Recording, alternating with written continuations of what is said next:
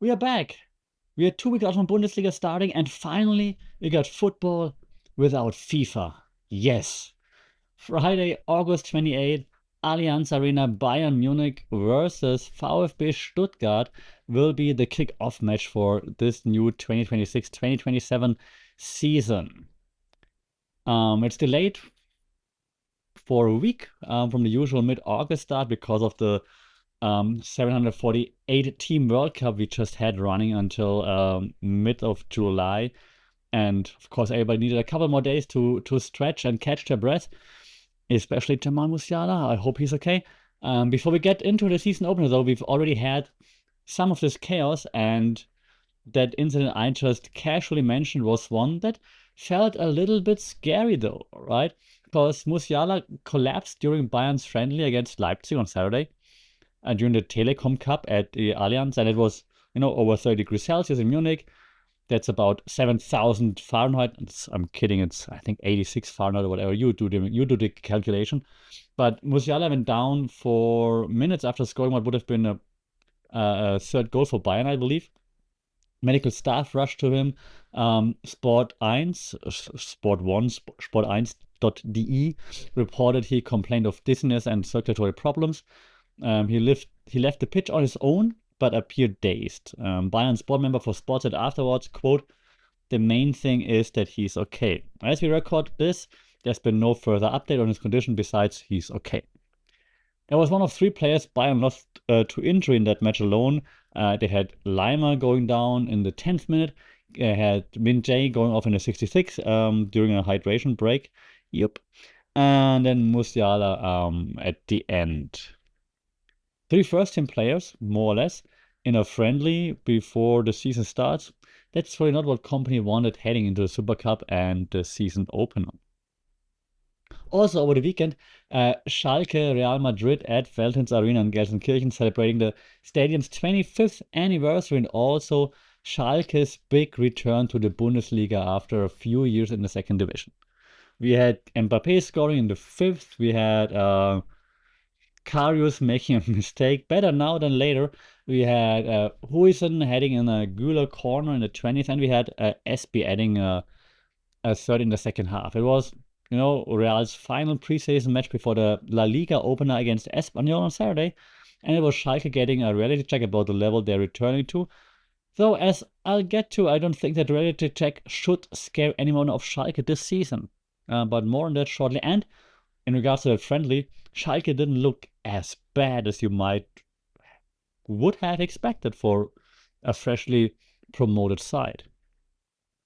But this episode is not about friendlies, okay? This episode is about the season ahead. Because in 2 weeks, Bundesliga football is back. We've had the World Cup autopsy, we've done the transfer window, we've done the 7-manager summer. Now, let's actually predict the season. Who wins the Bundesliga? Who fights for the top 4? Who fights for the top 7? Who fights for the life at the bottom? And what happens to Schalke, Elversberg, Paderborn, the 3 sides coming up? And who actually goes down alongside, join those other sides that left last season, like Wolfsburg, Heidenheim, and St. Pauli? That's the episode. I'm Sasha, 20 years coaching team sport. This is Tactic, the show where we watch sport the way a coach watches it. Bundesliga season preview time. Let's go.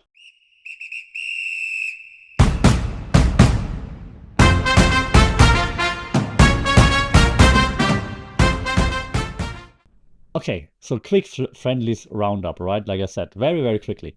You can predict the season without at least glancing at it. Don't pay too much attention to it, but don't ignore it. So Bayern 3, Leipzig 1, all good. Telekom Cup, Bayern 1, but lost 3 players, as I said. The scoreline says Bayern look fine. The injury sheet says, maybe not as much. And they will play the Supercup against Dortmund August 22nd. We have Schalke 0, Madrid 3. They didn't include any of the new signings in the starting 11 as far as I'm concerned. So there was the existing squad against Mourinho's near full strength Real Madrid. We had Mbappé and Huijsen. We had Karius making an error for the first goal. 3-0 scoreline flatters neither side, but also doesn't really tell you much. Yeah, Schalke is a promoted squad playing against one or 2 or 3 of the best teams on the planet in a testimonial style friendly. Not reading too much into it.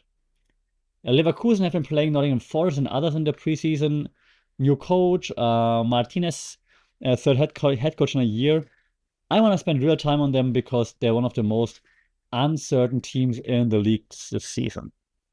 We had Hoffenheim. They had a genuinely disruptive summer, and I want to flag this now because it matters for the preview. They're set to lose Basumana Touré to Newcastle for around, what I read, 50 million. Real departure of like a core attacking player, not a squad filler. They also had this Aslani to Leipzig transfer saga that collapsed at the 11th hour over medical concerns cited by Leipzig. Aslani skipped preseason friendlies as a precaution, effectively mentally checked out, and the move still fell through. He's back in training now, reportedly without restriction, which could actually work in Hoffenheim's favor if he snaps back into form. But that's a squad that's been through real turbulence heading into a season after a genuinely good 5th place finish last year. We have Köln, nearly losing side Elmana to Dortmund this summer. Move collapsed as of now, but the fact that their best young player was that close to leaving tells you something about the level of interest circling the squad, and about how thin the margin is at Köln if he does eventually go. We have Frankfurt, Stuttgart, Union Berlin went through their preseason schedules. Frankfurt in particular, they've lost Nathaniel Brown to Bayern, and Vai is being courted by Nice. No major incoming signing on the level of what they've lost.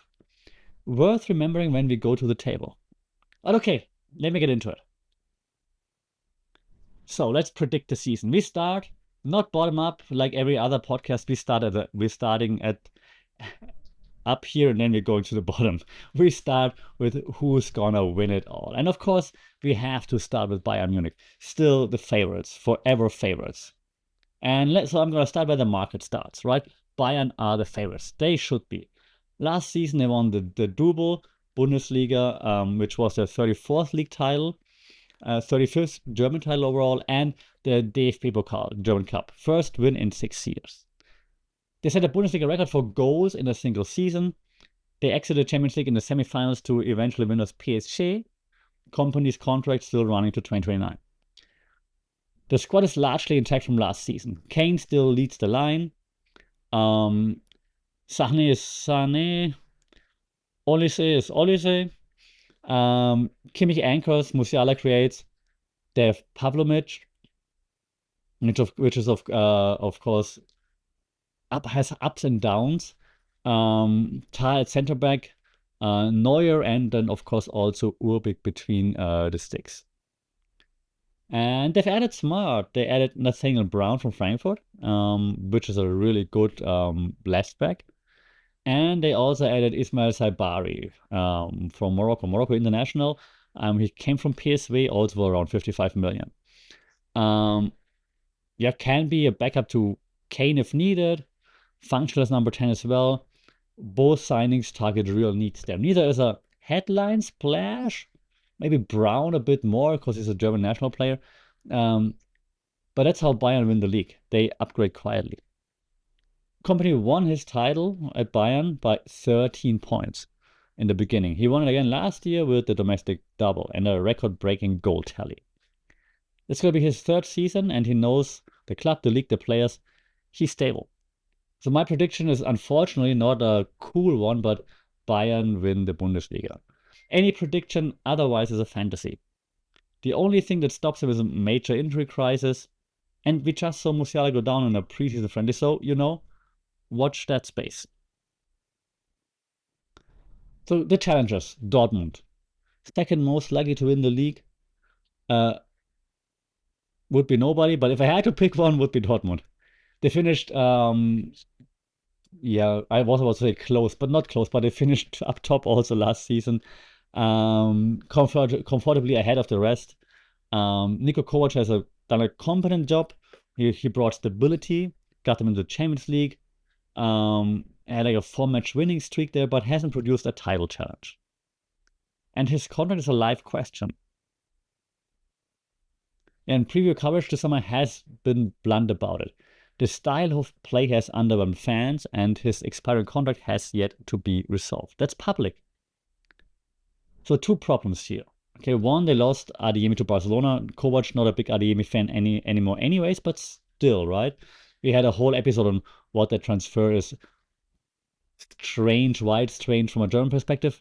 Yeah, he was inconsistent, disciplinary issues, missed the Champions League final chances, but losing a potential perennial German international winger with real Bundesliga output is still a loss. They need someone to replace that goal contribution. And there's no obvious like for like coming in. Number two, Guirassy is a persistent want-away rumor, right? Main striker, if he leaves in the final 2 weeks of the window, Dortmund will have a real problem. If he stays, they have the center forward. If he goes, gonna be tough. So my prediction, Dortmund's gonna finish second again, probably again comfortably in the Champions League, but definitely not a title challenger. We move on to Leipzig. Leipzig finished third last season then, and this is the fascinating bit. They fired their coach despite the finish. The new manager, former Argentine defender, Martin Demichelis, won the Argentine title with River Plate. But that's a huge shift. Yeah, Werner was more technical and possession-based. Demichelis leans high-intensity defense first. Leipzig's players gonna have to adapt. The squad is talented, as it always is at Leipzig. If Demichelis clicks with them, they're a legitimate top 3 team. If he doesn't, they could slide and it's gonna be wild. So my prediction again, Leipzig might finish third, but there's definitely more variance than Bayern or Dortmund. The wild card for me, Bayer Leverkusen. 2 years ago, Xabi Alonso's Leverkusen went unbeaten and won the first ever Bundesliga title. Last season, without Alonso and after losing Wirtz to Liverpool and a few others, they stepped hard, finishing way below. They also made it to the Europa League. That's how quickly things unravel. Now they have the third head coach in a year. Carlos Martinez, 42, made his name at Espanyol and Barcelona's youth setup, then Ligue 1's Toulouse, where he consolidated their position in mid-table playing exciting football. That's a quote. That's the coaching CV Leverkusen just hired for a club that won the league 2 years ago. They're also chasing a Grimaldo replacement at left back and monitoring Club Bruges, James Dean Talby. The squad is being reshaped in real time as the season starts. So my prediction would be Leverkusen might finish around 6th place behind Bayern, Dortmund, Leipzig, and I might even have Hoffenheim and Frankfurt ahead of them. But let's see. It really comes down to whether or not the coach clicks from my point of view. But now let's talk about the European qualification battle, which in the Bundesliga is a genuine bloodbath, especially this year with Hoffenheim's disruption and Frankfurt's outflow. So Germany is getting 4 automatic Champions League spots and further Europa League and Conference League places based on last season's strong UEFA coefficient performance. Hoffenheim, good team, disrupted summer, still my 7th. I got this wrong the first time I ran through this table and I want to correct it probably. Hoffenheim finished 5th last season and qualified for the Europa League. That's a strong campaign and I shouldn't have buried their mid-table in the beginning. That's like in the beginning, like I'm just telling you, when I made the table the first time I had them somewhere in the middle, I was like, no, wait, that's not right. But there's a reason why, because this summer has been genuinely turbulent for them. Yeah, losing Touré to Newcastle for, of course, 50 million, because that's what Newcastle pays for everybody. It's a real loss of quality, not just squad depth. Aslani's situation moved to Leipzig that collapsed last minute, medical concerns, and so on. That's a kind of disruption that lingers into a season even after it resolves. If Aslani snaps back into form now that he's staying, that helps. If he doesn't, Hoffenheim are down a key creative piece and down to his goal output in the same summer. So my prediction now, Hoffenheim finish 7th. Step back from last year's 5th, but still at a European qualification level kind of thing. But not like the mid-table where I had them initially the first time I was going through all those scenarios. Frankfurt. When I made the table the first time, I just put them in 4th because Frankfurt's always somewhere up there. And then I thought about, whoa, wait, no, something's wrong here. because I gave them credit for usually being solid in Europe. But if you look at what they've actually done this summer, and the only thing they've done is lose. They lost Nathaniel Brown to Bayern. They are risking to lose Wahi to Nice without signing on the level to replace either. So my prediction now is Frankfurt finishes 8. Still functional, well-coached side. Not a Champions League team this season, unless something changes in these final 2 weeks of the window. Stuttgart lost the DFB Pokal final 3-0 to Bayern last season, Kane with a hat-trick. But reaching the final at all, their first since 2013, I believe, was a good achievement. So this season now is about consolidating. My prediction is Stuttgart, they will get it together better or more consistently, and they will finish 5th. Champions League contention on the back of a good squad and settled coaching setup. The rest of the middle would be Freiburg with Schuster's 3rd season, the perennial overachievers. Looking forward to them overachieving again. I have them at 9th. We have Mainz, Adeyemi, Nadim Amiri, sorry, not Adeyemi. Amiri signed a new contract. Good news for squad stability, and I think he's still underrated. I see them around 10th. If they have a better start than last season, maybe even a little bit higher. We have Union Berlin with a new coach again. After Marie-Louise Eter's caretaker spell ended. I don't see the signings, and I don't know how the new coach is gelling with the team, so I have them around 11th, right ahead of Mönchengladbach, because I think Gladbach will not be as bad as last season if they don't mess up their start, and I think they will finish around 12th in the mid-table. But now let's move to the bottom of the table, because this is where things might actually change. So, relegation battle, of course, right? Schalke has to be in there because they are a freshly promoted side. So they're back after 3 years in the 2nd division with a big fan base, one of the biggest in Germany, stronger finances than other promoted sides, a coach who earned this job by winning promotion, and a group that carries real momentum into top flight. So I'm saying Schalke will not battle for relegation. I think they will have a mid-table survival, around 13th place, no scrap. Their away support alone is going to make this a different kind of season for the whole league. Bayern hosting Schalke or the Ruhr Derby against Dortmund, gonna be crazy occasions again. I'm saying Schalke will not battle for relegation. Elversberg is up. Smallest town in Bundesliga history. They kind of kept their squad together. Same coach, same, I think, defensive spine and goalie. The incoming strategy is smart, right? Young loanees and free transfers rather than expensive gambles. Marquee arrival is Cole Campbell from Dortmund and Noah Davik on loan from Stuttgart. So my prediction still, though, I have Elversberg 17th. I would love to be wrong. Their model is smart, but I think the gap between second Bundesliga and Bundesliga is just too big for a club this size, and winning away at Bayern, Dortmund, Leipzig is a completely different proposition than winning in the second tier, I think. I do see potential, though, of them, I know, finishing 16th or 15th. I have them at 17th right now, but I see the potential of them scrapping through. Paderborn, unfortunately, I do not see that potential. They were promoted via playoff over Wolfsburg last spring. They're like a yo-yo club, unfortunately. Very thin squad, smallest budget of the promoted 3. I'm sorry, Paderborn, but I don't see how Paderborn can stay in the league. The real fight for me is going to be like with teams like Köln and Hamburg. Because Hamburg has lost, of course, some players, loanees as well. And Köln almost lost Said Emala. Maybe still gonna move. What I like about Hamburg, though, is that they're working steadily.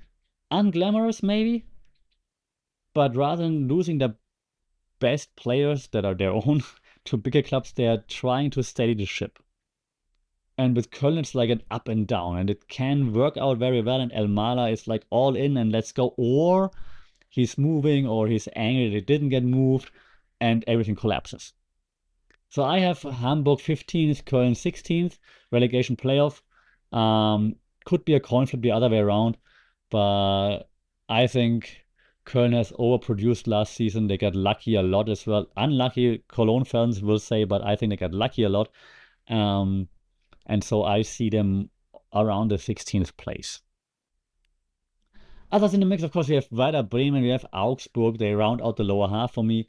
Both clubs whose whole season is built around staying 8 points clear of the drop zone rather than chasing Europe. Neither is a lock for safety, but neither is my pick for relegation either. Okay, now the coaching stories, because with 7 different changes across European football, and now even more, the 7 were like in our last episodes, there's more coaching drama than usual. So there are 5 situations that I really want to watch this season. So one, of course, is Kompany's 3rd season at Bayern. Won the title twice, won the cup, set a goals record. What's left is a Champions League title. That's what he needs right now, right? It's the pressure now. His contract runs to 2029. He has time, but the trophy that actually matters at Bayern is the European one. Second situation, Kovač at Dortmund. Contract expiring, style criticized by fans. 2nd place, but no silverware. He needs the Champions League and a domestic cup run at a minimum to keep his job, I think. Otherwise, there's no future for him. 3, Martinez at Leverkusen. 3rd coach in a year. Mid-table CV, inheriting a team that won the league 2 years ago, but now, of course, completely different team. But a very much under pressure new appointment in the division. If Leverkusen finish outside the top 6, he's gone again within a year. That would be the 4th coach in 2 years at the Bayern Arena. Number 4, Demichelis at Leipzig. Argentine coach, Real play title, nice. No Bundesliga experience coaching.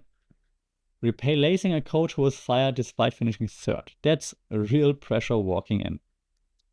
Number 5, Musiala at Schalke. He earned the job, of course, for winning promotion. Now has to prove that he can coach at this level. Given the squad and the finances behind him, I think he keeps them up comfortably, but Schalke's expectations are enormous, and a comfortable mid-table might not feel like enough to their fan base, even if it's generally good for a first season back, of course. Alright, last thing before we wrap, right? The wildcards. So a few quick storylines to watch. I mean, one is now, and I don't want to exaggerate it, but Musiala feigning from heat exhaustion at 23 years of age is not something to dismiss. The main thing that he's okay, quote, is polite corporate language, not a clean bill of health. And I know by now the medical staff said like he's okay, but still, he's 23 and he faints from heat. If Musiala misses like matches early this season, Bayern's entire attacking picture changes. I know, of course, Kane can easily play the 10, no problem with that, but still something to watch for Bayern as well as for Germany, as well as on a personal level for Jamal Musiala. Second storyline, Klopp's first Germany squad. Gonna be named around September 1st for the international window. What is he gonna do with it? Who does he keep? Who does he bring in? What shape will he play in? That's the first real data point on his tenure, and every Bundesliga club will be watching which of their players gets a call. And 3, the Schalke effect. Their return changes the atmosphere of every away trip they take and every team that hosts them. Ruhr Derby against Dortmund is back. That's great news for German football fans, regardless of where they finish. Yeah, same Schalke at Bayern, for example. Just imagine that. It's going to be so much fun to watch again. And of course, for every team coming to the Veltins-Arena, to Schalke, it's going to be lots of fun. So my final table prediction is, in that order, Bayern, Dortmund, Leipzig, Stuttgart, Hoffenheim, Leverkusen, Frankfurt, Freiburg, Mainz, Union Berlin, Gladbach, Schalke, Werder Bremen, Augsburg, Hamburg, Köln, Elversberg, and Paderborn. Obviously, I reserve the right to be wrong. I fixed or I rearranged the table like so many times this week. Football is football. Everything from 5th to 15th is very close, and I bet real money that at least 4 of these clubs finished somewhere I did not predict. So, quick wrap. Bundesliga starts August 28th. Bayern versus Stuttgart at the Allianz. Bayern are favorites again, of course. That part isn't controversial. Dortmund challenge, but don't win it. Leipzig with Demichelis is a wildcard for third. Hoffenheim take a step back after losing to Real, but stay in Europe. Leverkusen with the third coach in a year are anyone's guess. And at the bottom, Elversberg and Paderborn are my picks to go down, with Köln and Hamburg fighting it out for the playoff spot. Generally too close to call with confidence. Musiala's health is a story to watch for this week. Klopp's Germany starts September, and Schalke are back at a level I think suits them better than relegation scrap. 13th, comfortable and loud. Next Friday we have the Franz Beckenbauer Supercup, Dortmund versus Bayern. That's the actual first match of the season. That kind of matters. If this was worth your time, subscribe. If it wasn't, also subscribe. The numbers helps if you disagree with the table, and clearly some of you already have, and you were right, send it in. I'd rather have the pushback than the silence. That's it. Tactic back next Monday. Thank you for listening.